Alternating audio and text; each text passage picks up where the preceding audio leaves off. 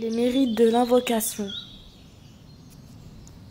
L'invocation a d'incommensurables mérites, de sublimes fruits et de valeureux mystères, parmi lesquels l'invocation est une obéissance à Allah et une soumission à son commandement. Allah Azza wa Jal dit en effet « Et votre Seigneur dit « Invoquez-moi, je vous répondrai » et invoquez-le sincère dans votre culte. L'invocateur ne fait donc qu'obéir à Allah et se soumettre à son ordre. Être exempt de tout orgueil. Allah Azza wa Jal dit « Et votre Seigneur dit « Invoquez-moi, je vous répondrai » Ceux qui par orgueil se refusent à m'adorer entreront bientôt dans l'enfer humiliés. L'invocation est une adoration. Et c'est conformément au verset précédent et comme nous le confirme ce hadith du messager d'Allah sallallahu alayhi wa sallam rapporté par An-Nu'man ibn Bashir radiyallahu anhu, l'invocation c'est l'adoration.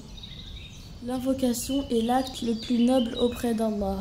Selon Abu Hurayra radiyallahu anhu, le prophète sallallahu alayhi wa sallam a dit « Rien n'est plus noble auprès d'Allah que l'invocation ». L'invocation est une action aimée d'Allah Azza wa Jal. Selon Ibn Mas'ud radiyallahu anhu, le messager d'Allah sallallahu alayhi wa sallam a dit « Demandez grâce à Allah Azza wa Jal, car Allah Azza wa Jal aime être sollicité ». L'invocation est une source de gaieté. En effet, elle dissipe les soucis, écarte les chagrins et facilite toute affaire telle qu'en témoigne ses vers. En vérité, j'invoque Allah me trouvant dans la gêne, et elle ne cesse de se dissiper. Il se peut qu'un garçon se trouvant dans la gêne trouve une issue dans l'invocation d'Allah à la réalisation de son dessein. L'invocation est un rempart contre la colère d'Allah. Allah Azza wa Jal manifeste sa colère envers quiconque s'abstient de l'invoquer. Le messager d'Allah sallallahu alayhi wa sallam dit à ce sujet « Quiconque n'invoque point Allah, Allah manifestera sa colère envers lui ». L'invocation est une preuve de confiance en Allah. S'en remettre à Allah consiste en réalité à ne compter au fond de soi que sur Allah seul.